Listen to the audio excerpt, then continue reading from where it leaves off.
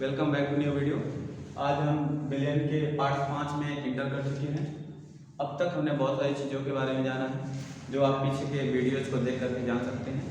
आज हम मोलरता के बारे में जानेंगे। मोलरता के बारे में हमने पिछले अध्याय में या पिछले वीडियो में हमने पढ़ा था। एक यहाँ पे ये बताना जरूरी है कि इसके बाद कितने टाइम लगेगा या कितने समय में ये चैप्टर खत्म हो जाएगा। तो आगे से कोशिश रहेगी कि 2 या 3 या अधिकतम 4 और वीडियो जब आपको मिलेंगे, उसके बाद ये आपको अध्याय समाप्त हो जाएगा। फिर हम नेक्स्ट चैप्टर में इंटर कर जाएंगे। तो मोलरता के बारे में जानते हैं। मोलरता के बारे में अच्छे से समझना भी हो, क्योंकि मोलरता का उपयोग बहुत जगहों पे हमें देखने को मिलेगा।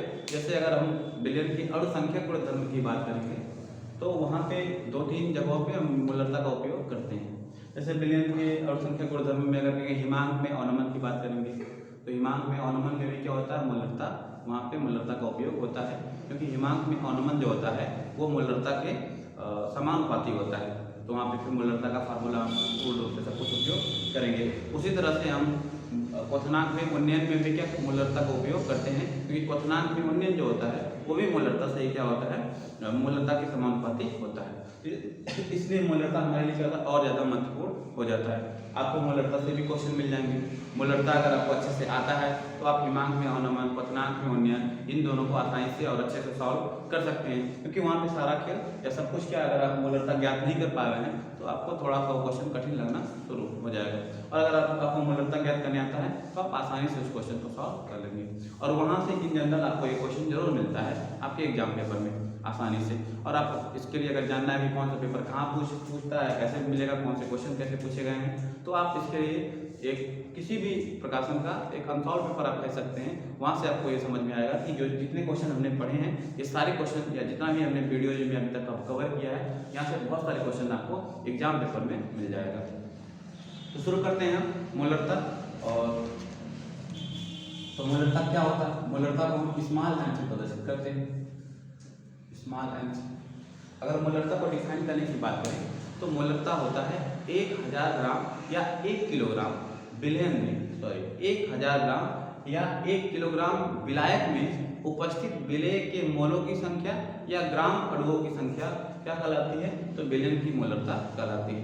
अगर नोट किया जाए तो 1 केजी या 1000 ग्राम विलायक में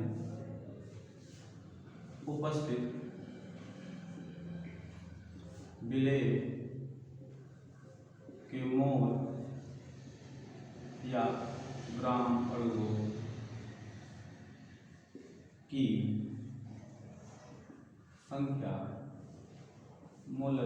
मोलरता कहलाती है।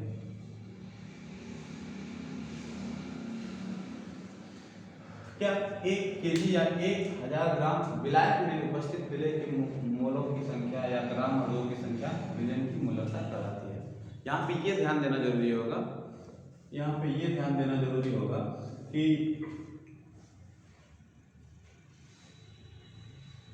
यहाँ पे ये ध्यान देना जरूरी होगा कि अब तक हमने जो पढ़ा था वहाँ पे हम हर एक जगह पे बिलियन की सांद्रता ज्ञात करने की जितनी भी विधियों की बात की थी, वहाँ पे बिलियन का हमने आयतन दिया था।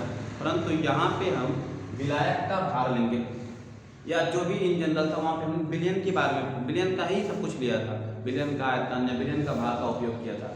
लेकिन मोलरता में हम हमेशा बिलियन के भार के स्थान पे हम विलायक का भार उपयोग करते हैं। क्योंकि इन अगर ध्यान से ना देखा जाए तो कभी कभी झटके में हमसे क्या होता है कि विलेय की जगह पे बिलियन का हम वो सारा भार या सारा क्वांटिटी या सारा मात्रक है जो भी इकाई होता है उसका उपयोग कर लेते हैं। तो ये हमें विशेष तौर पे खास तौर पर ध्यान देना होगा कि हम जब मोलरता की बात करते हैं तो मोलरता में विलायक का बिलियन का भार नहीं होता है, वहाँ पे क्या होता है, तो विलायक का भार होता है। अगर इसको हम फार्मूले के रूप में लिखना चाहें तो क्या होगा, विलेय के मोलों की संख्या, ये तो चेंज नहीं होगा, मोलरता का सेम टू सेम, जैसे मोलरता में विलेय की मोलों की संख्या का उपयोग करते थे, यहाँ पे भी विलेय की मोलों की संख्या का उपयोग करेंगे, विलेय की मोलों की संख्या बटा। अब मोलरता में हम बिलियन का आयतन लेते थे, यहाँ पे हम सिर्फ इतना चेंज करेंगे, यहाँ पे बिलियन की जगह पे विलायक हो जाएगा और आयतन की जगह पे भार हो जाएगा। और पेपर में क्या होता है कि भार जो दिया होता है तो वो ग्राम में दिया हुआ था, या क्वेश्चन जो होता है क्वेश्चन में लगभग में जितने भी क्वेश्चन देखे जाते हैं, जितने क्वेश्चन सॉल्व किए जाते हैं, सभी क्वेश्चनों को हम इन जनरल भार जो होता है वो हम ग्राम का उपयोग करते हैं। तो ग्राम में है तो उसे हम क्या करेंगे, किलोग्राम में करने के लिए हम क्या करते हैं, यहाँ पे केजी लिख देते हैं, क्योंकि हमें ये जो पूरा निकाय सिस्टम है यहाँ पे क्या हमें किलोग्राम का उपयोग करना है। अगर इसको हम संकेतों का उपयोग करना शुरू करें तो हम विलेय का भार जो होता है या विलेय का जो भार होता है उसको हम W1 से प्रदर्शित करेंगे और into 1000 by m into W। यहाँ क्या हो जाएगा, यहाँ W1 क्या हो जाएगा, विलेय का भार हो जाएगा। W2 जो है वो क्या है, विलायक का भार, और जो M है वो विलेय का अणुभार,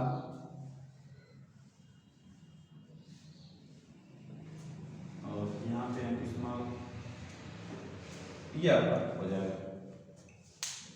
W1 जो हम यूज करेंगे क्या होगा, विलेय का भार होगा, W2 विलायक का भार, और M जो होगा वो विलेय का अणुभार होगा। बाकी 1000 तो इन जनरल 1000 to 1000 ही है। तो ये सारे नंबर्स आपको क्वेश्चन में मिलेंगे और आपको उससे क्वेश्चन को सॉल्व करना होगा। तो फार्मूला आपको समझ में आ गया होगा, या डेफिनेशन जो है, डेफिनेशन क्या है एक बार और समझते हैं। 1 किलो या 1000 ग्राम विलायक में उपस्थित विलेय के मोलों की संख्या विलेय की मोलरता कहलाती है। अगर किसी से हम फार्मूला हमें डेफिनेशन याद है तो हम फार्मूला बना सकते हैं, फार्मूला याद है तो हम डेफिनेशन बना सकते हैं। अगर इससे हम देखें तो क्या होगा, इस शब्द का उपयोग हम पहले कर लेंगे, विलेय के मोलों की संख्या है, ग्राम मोलों की संख्या, और फिर विलायक का भार नीचे यूज कर लेंगे। और यहाँ से भी अगर चाहें तो हम इसको जनरेट कर सकते हैं कि केजी लिखा हुआ है तो क्या करेंगे, 1 किलोग्राम विलायक में उपस्थित विलेय के मोलों की संख्या विलेय की मोलरता कहलाती है, मोलरता कहलाती है। ये आपका हो गया। अब हम यहाँ से 1-2 क्वेश्चन या एग्जाम्पल या उदाहरण के साथ इसका उपयोग करते हैं।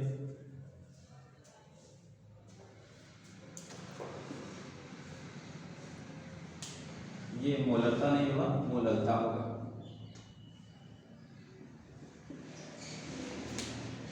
तो एक न्यूमेरिकल यूज करते हैं या आंशिक प्रश्नों को सॉल्व करते हैं, तो इससे हमारा थोड़ा सा जो समझने की क्षमता है वो बढ़ेगी। हमने जो फार्मूला डिराइव किया है वो फार्मूला है m = W1 × 1000 बाई W2 × यहाँ पे भी कंडीशन ये होगा, जब 1000 का उपयोग वहाँ पे नहीं करेंगे, यहाँ पे विलायक का जो भार होगा वो किलोग्राम में अगर दिया होगा है, वो 1000 का उपयोग तभी करते हैं जब विलायक का भार जो होता है वो किस में दोगे, तो ग्राम में अगर दिया हुआ है तो हम वहाँ पे 1000 का उपयोग करेंगे, जिससे जो भार है वो किलोग्राम में परिवर्तित हो सके, क्योंकि हमें भार किसमें चाहिए, किलोग्राम में ही हम तो किलोग्राम में हमको आवश्यकता होती है।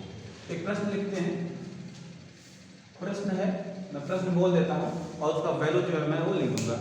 प्रश्न ये है कि 4 ग्राम NaOH 500 ग्राम जल में विलेय, लिख ही देते हैं 4 ग्राम NaOH 500 ग्राम जल में विलेय है,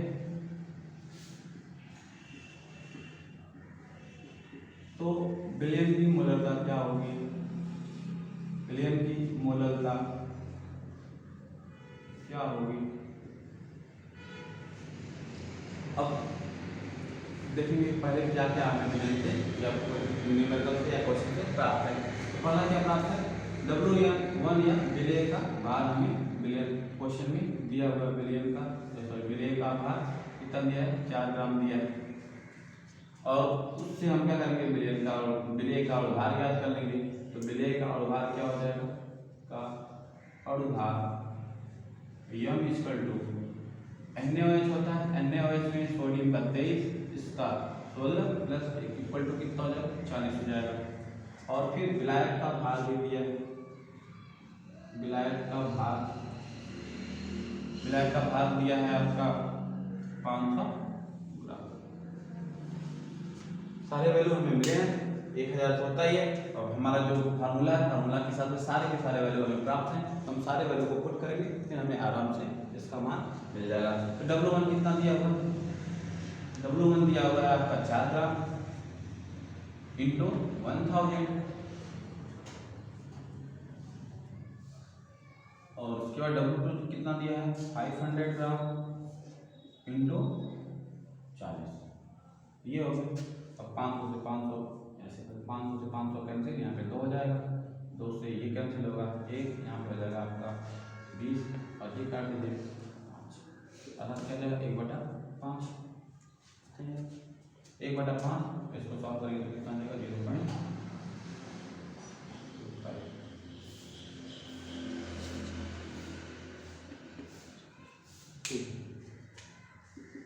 ये आपका आंसर हो जाएगा 0.25 मोल पर।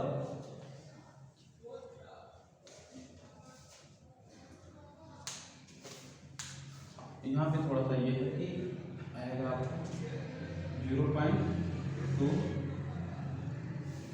मोल, ये हो जाएगा 0.2 m, और इसका जो मात्रक होगा वो हो जाएगा आपका मोल पर।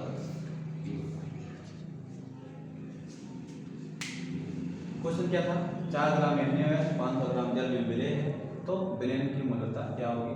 अब हम प्रश्न में क्या क्या दिया है सबको पहले देखेंगे। तो प्रश्न में क्या दिया है, W1 विलेय का भार दिया है 4 ग्राम, फिर विलेय का अनुभार दिया है M जो क्या है NaOH, इसको हम ज्ञात करेंगे, अनुभार इसका हो जाएगा 40, और W2 या विलायक का भार जो होगा 500 ग्राम हो जाएगा।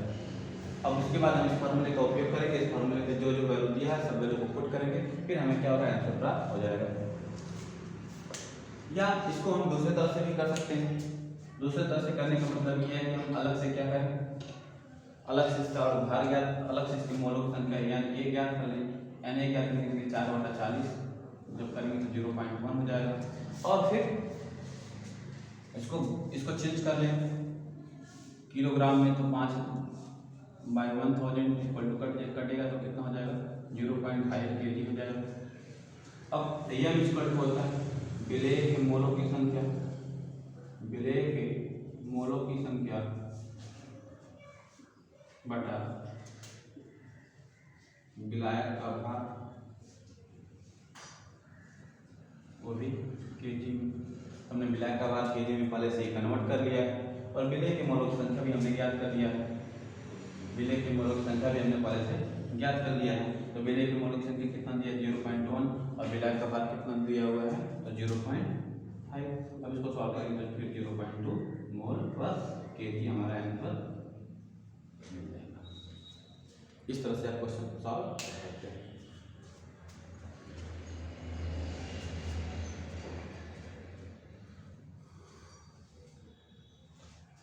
तो ये होगा। फिर नेक्स्ट क्वेश्चन की अगर बात करें, एक और क्वेश्चन लेते हैं, इसको क्वेश्चन को मैं लिख दे रहा हूँ, आप क्वेश्चन सॉल्व करेंगे और आपको आंसर मिल जाएगा। हाँ, एक करेक्शन ये है कि पिछला जो वीडियो था उस वीडियो में जो सेकंड न्यूमेरिकल था, उस सेकंड न्यूमेरिकल का जो आंसर आना था उसमें गलती से 4m लिख दिया गया था, 4m लिख दिया गया था, जो कि आंसर आएगा 0.4m आएगा। इसको करेक्शन कर लीजिएगा। और कैलकुलेशन में थोड़ा मिस्टेक हो सकता है, क्योंकि यहाँ पे क्या होता है कि तेजी से प्रक्रियाएँ गुजरती हैं, और जब हम क्लास लेते हैं तो वहाँ पे हर एक स्टेप को करते हैं, और यहाँ पे अगर करेंगे तो लंबा वीडियो बनेगा, लंबा वीडियो से बोरियत महसूस होती है। इसलिए आप कैलकुलेशन करेंगे तो कैलकुलेशन में आएगा, कॉन्सेप्ट आपका क्लियर होना चाहिए कि किस तरह से हम सारी प्रक्रियाओं को करेंगे, तो फिर आपका आंसर हर एक का आंसर मिलना शुरू हो जाएगा। थोड़ा कैलकुलेशन पर ध्यान दीजिएगा, हो सकता है कि मानवीय चूक सबसे हो सकती है, तो मानवीय चूक होती रहती है।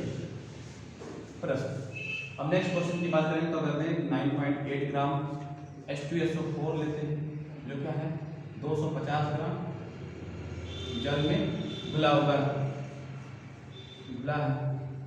तो मोलरता क्या होगी, चलिए मोलरता क्या होगी, मोलरता क्या होगी। आप इस क्वेश्चन को सॉल्व कीजिए, वीडियो को पॉज करके क्वेश्चन को सॉल्व कीजिए, कुछ आंसर मिल जाएगा।